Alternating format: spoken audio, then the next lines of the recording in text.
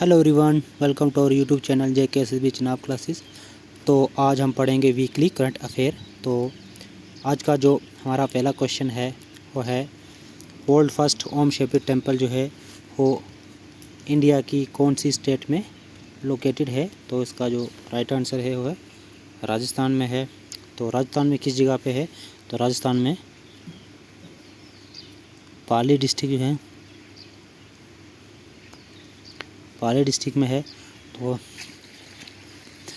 राजस्थान पाली district में है। तो ये जो टेंपल है तो इसकी फाउंडेशन कब डाली गई थी?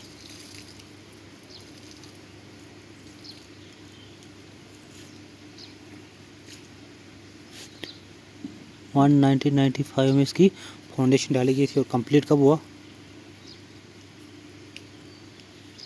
कंप्लीट ये हुआ 2024 में ये कंप्लीट हुआ।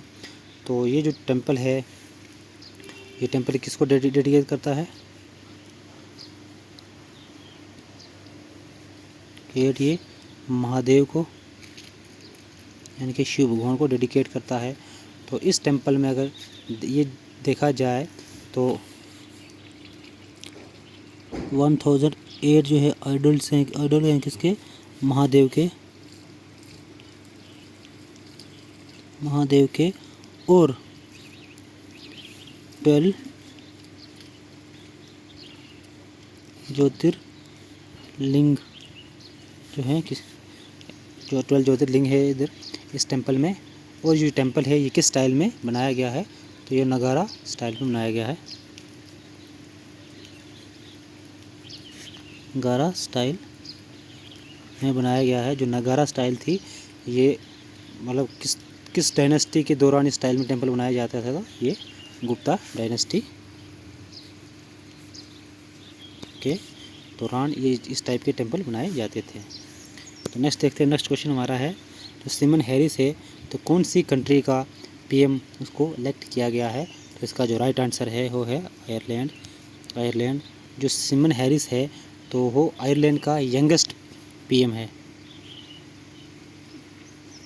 यंगेस्ट पीएम जो है तो इसकी एज कितनी है? तो इसकी एज जो है वो 37 ईयर इसकी एज है। तो इससे पहले जो है यहाँ पे कौन था पीएम? तो यहाँ का पीएम था लियो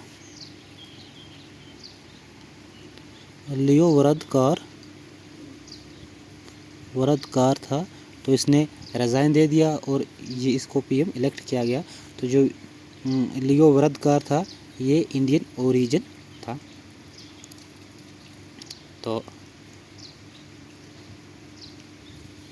नेक्स्ट देखते हैं।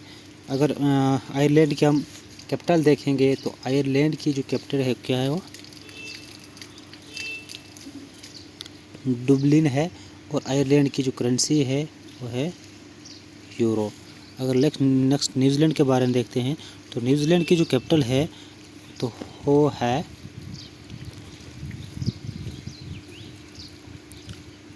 वेलिंगटन जो है न्यूजीलैंड की कैपिटल है। और न्यूजीलैंड की जो करेंसी है वो है डॉलर है। तो नेक्स्ट देखते हैं नीदरलैंड के बारे में देखते हैं। तो अगर नीदरलैंड की हम कैपिटल देखेंगे तो नीदरलैंड की कैपिटल क्या है? एम्स्टर्डम नीदरलैंड की कैपिटल है। और नीदरलैंड की जो करेंसी है वो क्या है? वो यूरो है। तो नेक्स्ट देखते हैं थाईलैंड के बारे में देखेंगे। तो थाईलैंड की जो कैपिटल है वो है बैंकॉक। और थाईलैंड की करेंसी जो है वो है थाई बाट। थाईलैंड की करेंसी है। तो नेक्स्ट देखते हैं। नेक्स्ट क्वेश्चन हमारा है कि जो ग्लोबल इनइक्वालिटी रिसर्च प्राइज़ जो है इस प्राइज़ से किसको ये प्राइज़ किसको अवार्डेड किया गया है? तो इसका जो राइट आंसर है वो डी पार्ट है। नहीं, ये बहुत कौन बीना अग्रवाल और जेम्स बॉयसिस, इन दोनों को ये अवार्ड दिया गया है। क्यों दिया गया है? इन्होंने क्या काम किया है? इन्होंने ग्राउंड वर्क किया है। किस फील्ड में? Ground work in the field of social and environmental inequality for the ground work in field of social and environmental inequality.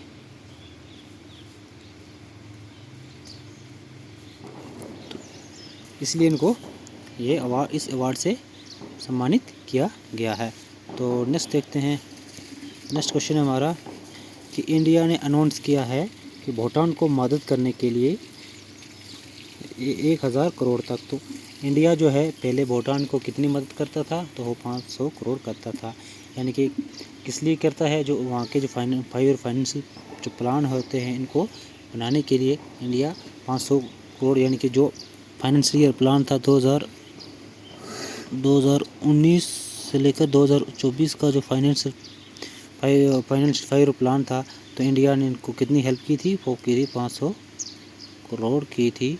हाल ही में पीएम नरेंद्र मोदी 2 दिन के दौरे पे गए थे, तो वहाँ पे इन्होंने 500 करोड़ से 1000 करोड़ तक बढ़ा दिया है। तो जो नेक्स्ट 5 ईयर प्लान होगा वो 2024 से 2029 जो 5 ईयर प्लान होगा, तो इसमें जो इंडिया 1000 करोड़ की मदद करेगा भूटान को।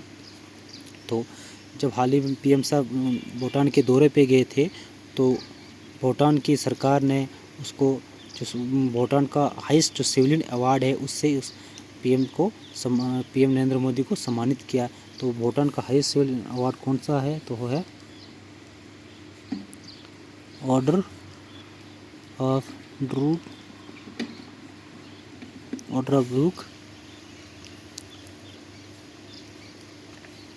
ग्यालपो।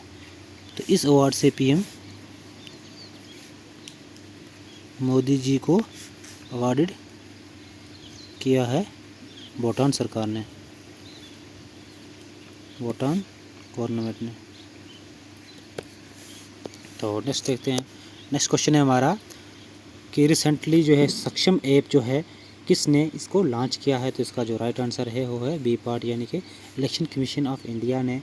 तो इसका काम क्या है, तो किस लिए इसको किया है, तो इसका है जो ऑनलाइन ऑनलाइन वोट कास्ट करने के लिए, कि जो भी बंदा, जो भी ऐसा इंसान जो है जो पोलिंग स्टेशन पे नहीं पहुंच सकता है, जैसे कोई ये जो डिसेबल इंसान है जो पोलिंग स्टेशन पे नहीं पहुंच सकता, वो ऑनलाइन अपना वोट कास्ट करेगा। या फिर कोई भी ऐसा इंसान जो 85 ईयर अबो है, यानी कि जो पोलिंग स्टेशन पे नहीं पहुंच सकता, तो इस एप्लीकेशन के थ्रू वो ऑनलाइन वोट कास्ट करेगा। या डिसेबल पर्सन या 85 ईयर अबो जो भी इंसान है, तो वो इस एप्लीकेशन के थ्रू अपना वोट कास्ट करेगा। तो नेक्स्ट देखते हैं कि कौन सी कंपनी जो है जिसने त्रिशूल ड्रोन जो है लॉन्च किया है, तो इसका जो राइट आंसर है वो है गरुड़ एयरस्पेस जो है। इस कंपनी ने ड्रोन जो क्या बोलते हैं त्रिशूल ड्रोन जो है लॉन्च किया है। जो त्रिशूल ड्रोन है, तो ये इसका काम क्या है, किस लिए ये बनाया गया है, तो ये जो है ये बॉर्डर पेट्रोलिंग सर्वेलेंस, यानी कि बॉर्डर एरिया पे जहाँ स्पाई की जो वहाँ की बॉर्डर जो फोर्स होती है उसकी निगरानी या उसकी नज़र जहाँ नहीं पहुँचती है, तो वो इस ड्रोन के ज़रिए पूरे बॉर्डर पे निगरानी रखेंगे। जो ड्रोन है, ड्रोन लॉन्च्ड ए बॉर्डर पेट्रोल सर्वेलेंस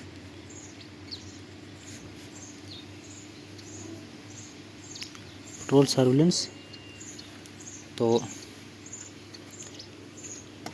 इसलिए इसको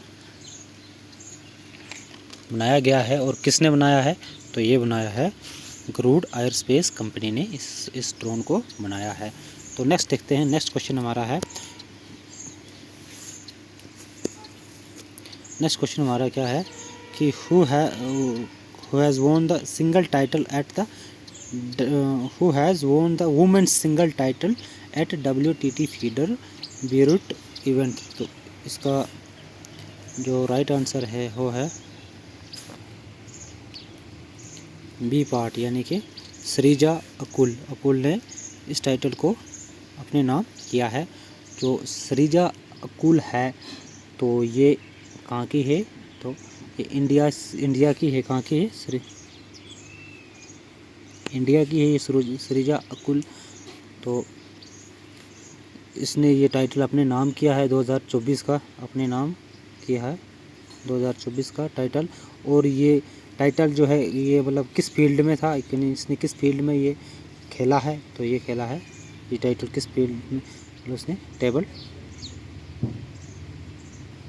टेबल टेनिस की कैटेगरी में, टेबल टेनिस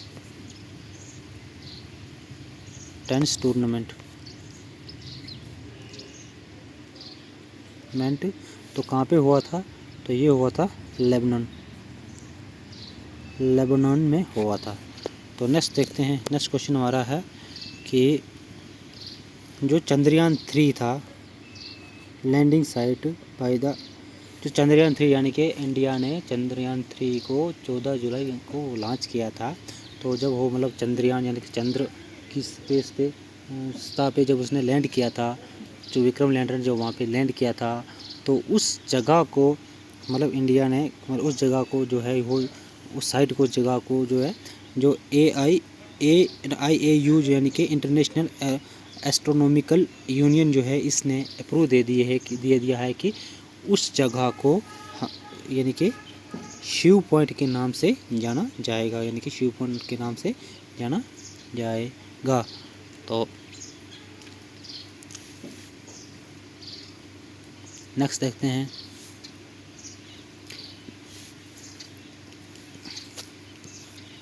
नेक्स्ट देखते हैं, नेक्स्ट क्वेश्चन है हमारा, who become the special representative for the disaster risk reduction, यानी कि who become the UN special representative for the disaster risk reduction, यानी कि UN ने किसको रिप्रेजेंट किया है कि जो डिजास्टर रिस्क है रिडक्शन के लिए, यानी कि उसको रिस्क रिडक्शन के लिए। तो इसका जो राइट आंसर है वो है डी पार्ट कमल किशोर। कमल किशोर को किसने रिप्रेजेंट किया है, जो UN सेक्रेटरी है, UN सेक्रेटरी उसने रिप्रेजेंट किया। तो UN सेक्रेटरी कौन है,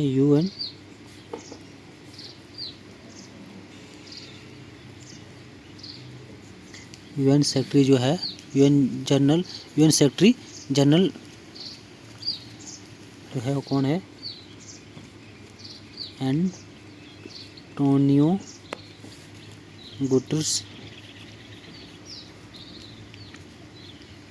गुटर्स इसने has appointed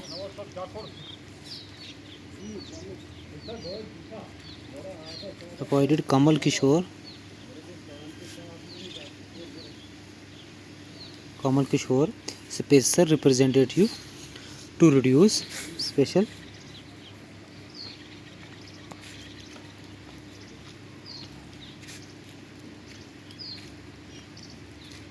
to reduce disaster risk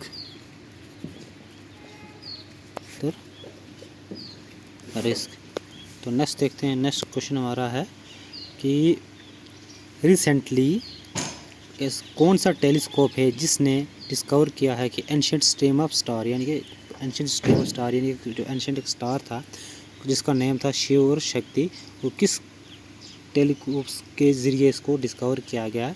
तो इसका जो राइट आंसर है वो है गया स्पेस टेलीस्कोप के ज़रिए से, यानी कि एंशिएंट स्ट्रीम ऑफ स्टार जो स्टार है इसको डिस्कवर किया गया है। जो गया स्पेस टेलीस्कोप है ये क्या है, एक यूरोपियन एजेंसी जो है इसका टेलीस्कोप है, तो इसने इसको डिस्कवर किया है, यूरोपियन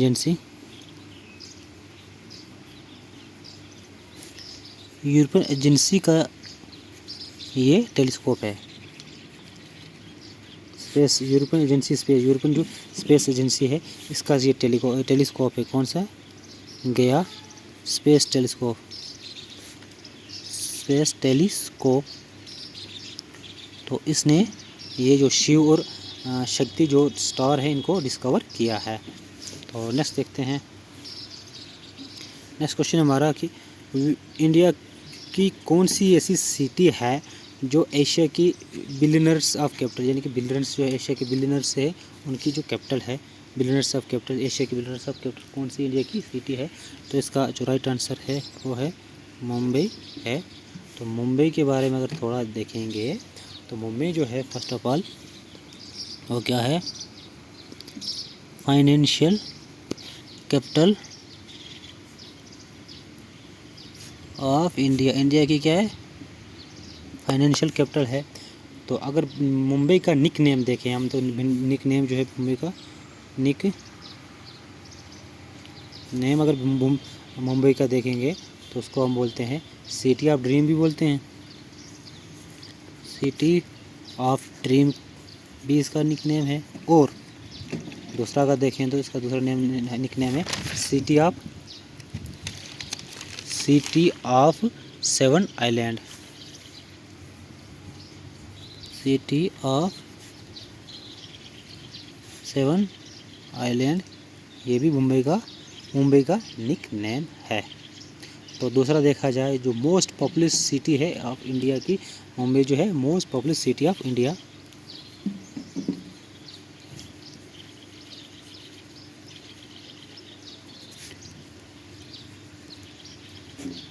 ये इंडिया की मोस्ट पॉपुलस सिटी भी है।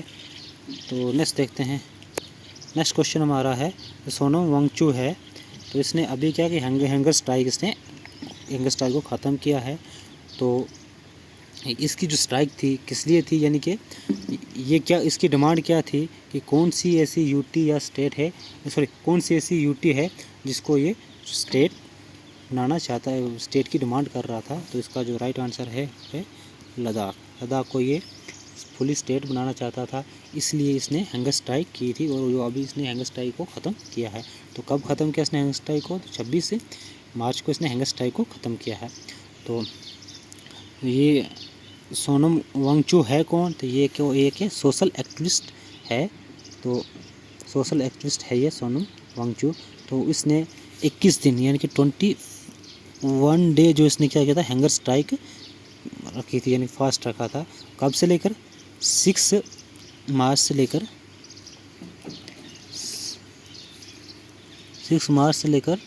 26 मार्च तक इसने हंगर स्ट्राइक रखी थी। और 26 मार्च को इसने हंगर स्ट्राइक को तोड़ा। और इसकी डिमांड क्या थी, तो इसकी 4 डिमांडें थी। तो पहली डिमांड, इसके हम डिमांडें देखते हैं क्या क्या डिमांड थी। इसकी डिमांड्स क्या क्या थी, तो पहली अगर इसकी डिमांड देखा जाए तो पहली डिमांड इसकी थी कि लद्दाख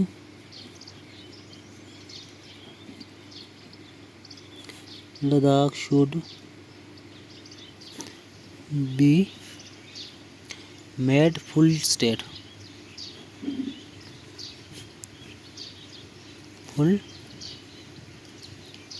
पहली डिमांड ये थी इसकी। और दूसरी डिमांड इसकी की थी जॉब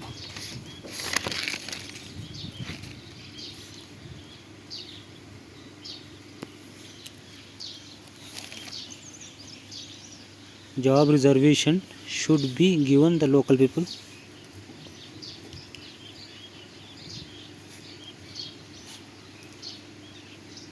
गिवन लोकल पीपल। और तीसरी इसकी थी कि there should be one parliamentary seats each for Leh and Ladakh, यानी कि ले एंड करगिल। यानी कि तीसरी इसकी थी कि पार्लियामेंट सीट जो होनी चाहिए, पार्लियामेंट्री सीट जो होनी की ईच, यानी कि ईच ले और करगिल के लिए। यानी कि अगर देखा जाए तो पार्लियामेंट सीट जो है, यानी कि लोकसभा की सीट अगर देखा जाए लद्दाख में एक ही है, लद्दाख यूटी में एक ही है। तो इसकी डिमांड थी कि 2 होनी चाहिए, एक तो ले के लिए होनी चाहिए, दूसरी लद्दाख, एक ले के लिए, दूसरी करगिल के लिए 2 सीटें होनी चाहिए। और चौथी डिमांड इसकी थी कि जो लद्दाख को है उसको लद्दाख में इम्प्लीमेंट करना चाहिए कि 6 schedule of the constitution, implement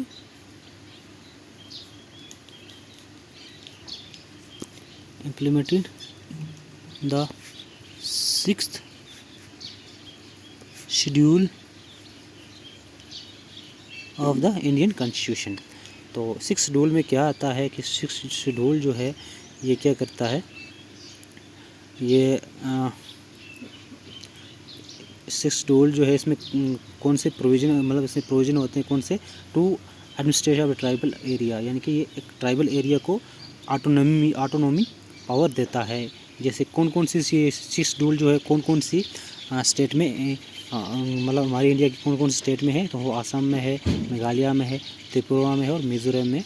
यानी कि कौन कौन सी है 6 शेड्यूल जो है आसाम में है, मेघालय में है, मेघालय के बाद त्रिपुरा में है, त्रिपुरा के बाद मिज़ोरम में, यानी कि 4 स्टेटों में हमारा 6 शेड्यूल है। तो ये क्या करता है, जो ट्राइबल एरिया है, ट्राइबल लोग पीपल है, इनको ऑटोनॉमी सी आइडेंटिटी प्रोवाइड करता है। तो नेक्स्ट देखते हैं, नेक्स्ट क्वेश्चन हमारा है कि हु हैज़, यानी कि DG of national investigation agency, किसको नेशनल इन्वेस्टिगेशन एजेंसी का किसको डीजी बनाया गया है, अपॉइंट किया गया है। डीजी किसको बनाया गया है, तो इसका जो राइट आंसर है वो है, यानी कि ए पार्ट, सदानंद वसंत को, यानी कि एनआईए का डीजी बनाया गया है। तो एनआईए की फुल फॉर्म क्या होती है, नेशनल इन्वेस्टिगेशन एजेंसी। तो सदानंद वसंत जो है, तो ये किसने किसको रिप्लेस किया, तो इससे पहले इधर डीजी कौन था, तो वो था डिंकर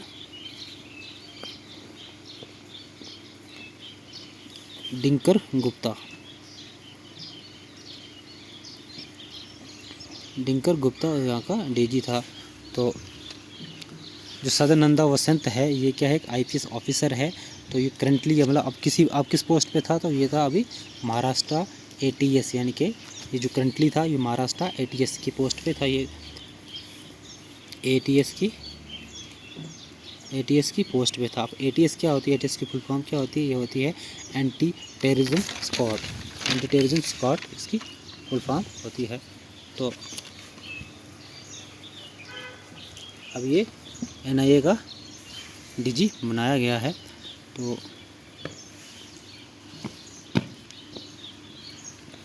जो एनआईए होता है, तो ये एनआईए जो है, ये एजेंसी जो है कब बनाई गई है, तो ये जो है पार्लियामेंट ने एक एक्ट पास किया था। कब किया था, पार्लियामेंट ने एक्ट पास किया था 2008 में, एनआईए एक्ट कब 2008 में, तो तब ये एनआईए बनाया गया है। तो एनआईए का हेडक्वार्टर कहाँ है, तो इनका एनआईए का जो हेडक्वार्टर है वो दिल्ली में है। तो एनआईए का जो काम है वो क्या होता है, ये क्या करती, इन्वेस्टिगेट करती है terror case, to investigate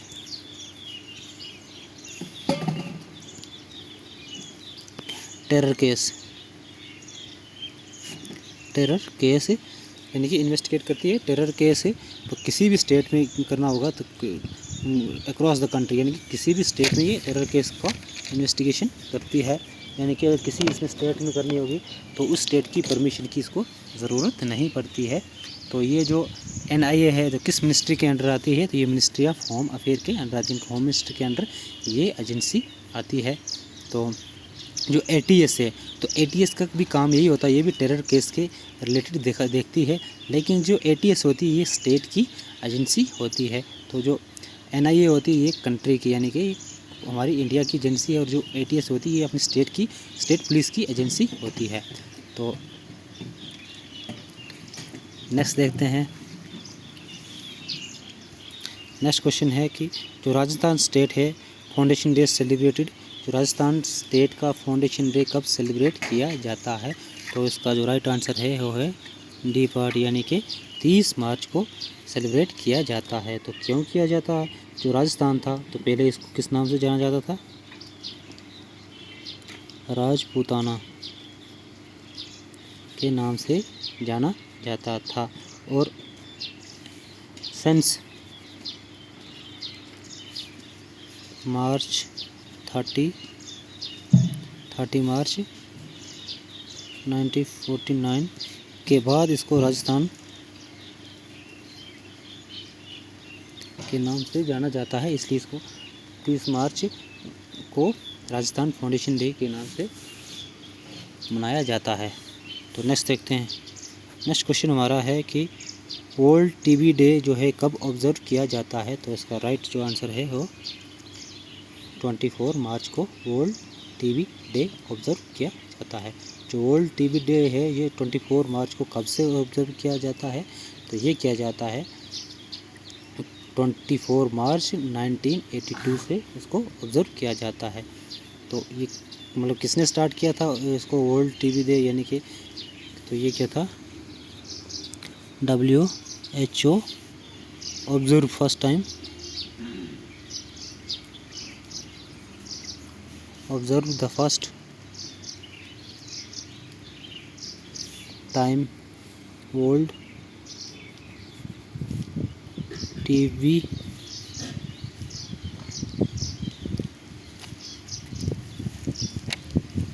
World TV Day on 24 March 1982। यानी कि फर्स्ट टाइम किसने किया था? वर्ल्ड टीवी डे, यानी कि WHO ने फर्स्ट टाइम ऑब्जर्व किया था। वर्ल्ड टीवी डे कब किया था? 24 मार्च 1982 को फर्स्ट टाइम ऑब्जर्व किया था। अगर 2024 की अगर वर्ल्ड टीवी डे की अगर थीम देखी जाए, थीम 2024 की, तो 2024 की थीम क्या थी? तो इसकी थीम थी 2024 की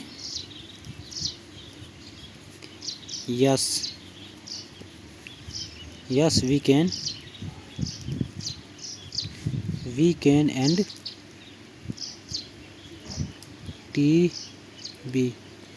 2024 की ये थीम थी। तो वर्ल्ड टीबी डे जो 2024 था उसकी ये थीम थी। तो नेक्स्ट देखते हैं, नेक्स्ट क्वेश्चन हमारा है which country has been elected by the International Telecommunication Union as co chair of its digital board. यानी कि जो इंटरनेशनल टेलीकम्युनिकेशन यूनियन है इसने कौन सी कंट्री को इलेक्ट किया है को chair of its digital board के लिए? तो इसका जो राइट आंसर है वो है इंडिया को इसने इलेक्ट किया है।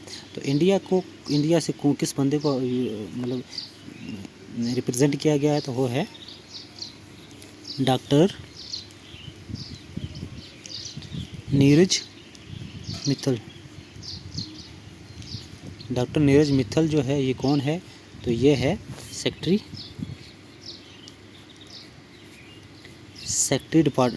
जो है डिपार्टमेंट ऑफ टेलीकम्युनिकेशन का, टेलीकम्युनिकेशन डिपार्टमेंट का क्या है? सेक्रेटरी है डिपार्टमेंट का।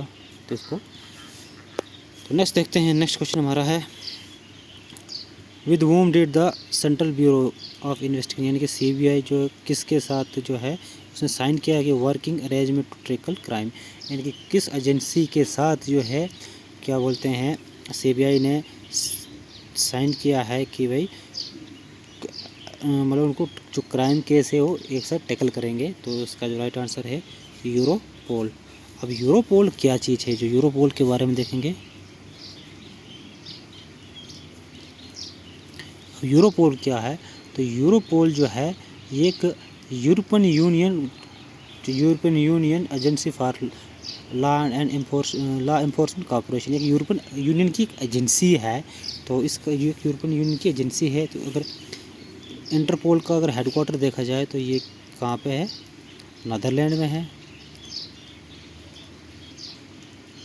हयूग नीदरलैंड में है। तो ये एस्टेब्लिश कब हुआ है? तो कब किया है? तो इस एजेंसी को तो ये बनाया है, तो ये बनाया है 1998 में बनाया है। तो अगर नेक्स्ट देखेंगे, हम देखेंगे UNO के बारे में देखेंगे। तो थोड़ी आप इसके बारे थोड़ा और देखते हैं। तो अगर हम देखेंगे यूरोपोल जो है ये इसका काम क्या है, किस चीज़ में ज़्यादा फोकस करता है? तो ये ड्रग्स ट्रैफिकिंग के बारे में ज़्यादा केस मतलब इसके बारे में केस देखता है, ह्यूमन ट्रैफिकिंग के बारे में देखता है, साइबर क्राइम के बारे में देखता है, मनी लॉन्ड्रिंग के बारे में देखता है और काउंटर टेररिज्म के बारे में। ये जो यूरोपोल है इसका काम इन चीज़ों के बारे में देखना है। तो नेक्स्ट देखते हैं जो हमारी UN है। तो UN क्या है? एक क्या है? एक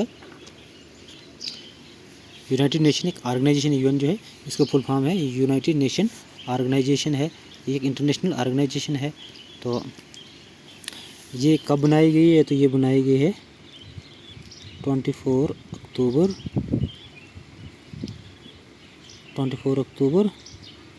1945 में ये बनाई गई है। तो इसका हेडक्वार्टर का यूएन का हेडक्वार्टर कहाँ थे, इसका हेडक्वार्टर जो है वो न्यूयॉर्क यानी कि USA United state of USA America में है, यूनाइटेड स्टेट ऑफ अमेरिका में है। तो नेक्स्ट देखते हैं डब्ल्यू जो है, तो ये एजेंसी जो है ये कब बनाई गई है, तो ये ऑर्गेनाइजेशन कब बनाई गई है, तो ये बनाई गई है 7 अप्रैल 1948 में बनाई गई है। तो अगर WHO का हेडक्वार्टर हम देखेंगे तो ये कहाँ पे है, जिनेवा स्विट्ज़रलैंड में, जिनेवा स्विट्ज़रलैंड में है। तो नेक्स्ट देखते हैं हमारे पास UNICEF है। तो ये क्या है, ये भी एक यूनाइटेड नेशनल, ये भी एक ऑर्गेनाइजेशन है। तो इसकी फुल फॉर्म क्या है, तो इसकी फुल फॉर्म है यूनाइटेड नेशनल चिल्ड्रन फंड्स। तो ये कब बनाई गई है, तो ये बनाई गई 11 दिसंबर 1940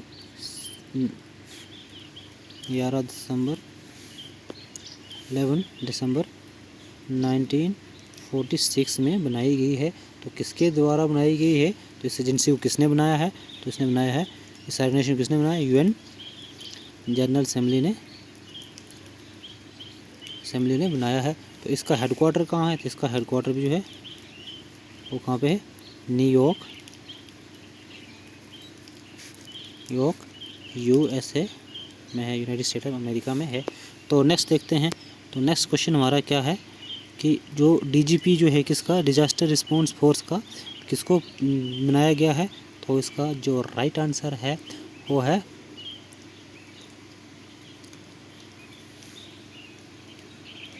पीयूष आनंद को इसका DGP बनाया गया है। तो नेक्स्ट देखते हैं, नेक्स्ट क्वेश्चन हमारा क्या है, नेक्स्ट क्वेश्चन हमारा है कि जो विच एशियन कंट्री रिसेंटली पास है गे मैरिज बिल, यानी कि कौन सी एशियन कंट्री है जिसने अभी गे मैरिज एक्ट पास किया है, तो इसका राइट आंसर है थाईलैंड है। थाईलैंड ने गे मैरिज एक्ट यानी कि जो गे होते हैं यानी कि same sexual marriage act Thailand ने पास किया है। तो थाईलैंड ने क्या, इससे पहले किसने किया था, तो इससे पहले अगर देखा जाए तो किया था, इससे पहले किया था ताइवान। थाईलैंड जो तीसरी कंट्री है, तो इससे पहले जो किया था वो किया गया था ताइवान एंड नेपाल के द्वारा किया गया था। तो इसमें क्या होता है कि इसमें सेम सेक्स जो मैरिज है इनको लीगली अलो किया जाता है, और सेम सेक्स मैरिज वो कर सकते हैं। तो नेक्स्ट देखते हैं, नेक्स्ट क्वेश्चन हमारा क्या है कि which anniversary of the Chipko movement is celebrated on 26 March 2024, यानी कि 26 मार्च 2024 को जो चिपको मूवमेंट थी उसकी कौन सी से एनिवर्सरी जो सेलिब्रेट की गई है, तो इसका जो राइट आंसर है सी पार्ट, यानी कि 50 एनिवर्सरी जो इसकी सेलिब्रेट की गई थी। तो चिपको मूवमेंट है ये कब स्टार्ट किया गया था, तो ये कब हुआ था, ये हुआ था 1973 में हुआ था। तो चिपको मूवमेंट जो था तो ये कहाँ पे हुआ था, तो ये स्टार्ट कहाँ पे हुआ था ये मूवमेंट, तो ये हुई थी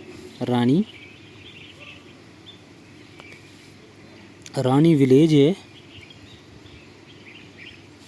गढ़वाल रीजन,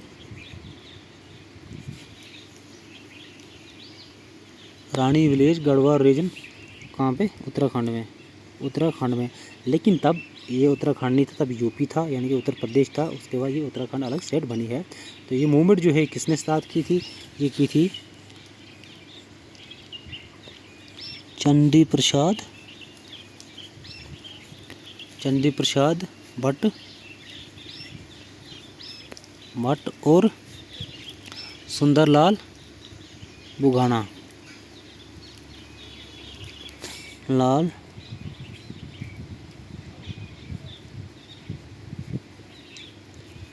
इन्होंने स्टार्ट की थी। तो ये किस लिए थी कि जो वहाँ पे लार्ज स्केल ऑफ जो ट्री है वो कट किए जा रहे थे, तो उनको ये रोकने के लिए, ट्री को सेव करने के लिए ये मूवमेंट स्टार्ट की गई थी। तो नेक्स्ट देखते हैं, नेक्स्ट क्वेश्चन हमारा आज का लास्ट क्वेश्चन है कि इंडिया की कौन सी नेबर जो कंट्री है जो 26 मार्च को जो नेशनल डे सेलिब्रेट करती है, वो इंडिया की कौन सी ऐसी नेबर कंट्री है जो 26 मार्च को नेशनल डे सेलिब्रेट करती है। तो इसका जो राइट आंसर है वो है बांग्लादेश है। तो बांग्लादेश क्यों 26 मार्च को नेशनल डे सेलिब्रेट करती है? क्योंकि 26 मार्च को बांग्लादेश ने खुद को इंडिपेंडेंट डिक्लेयर किया था, किससे? Pakistan, on March 26, 1971 Bangladesh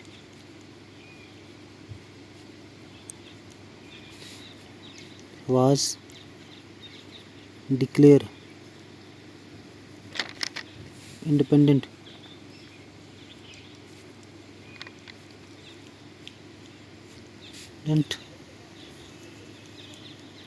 from Pakistan.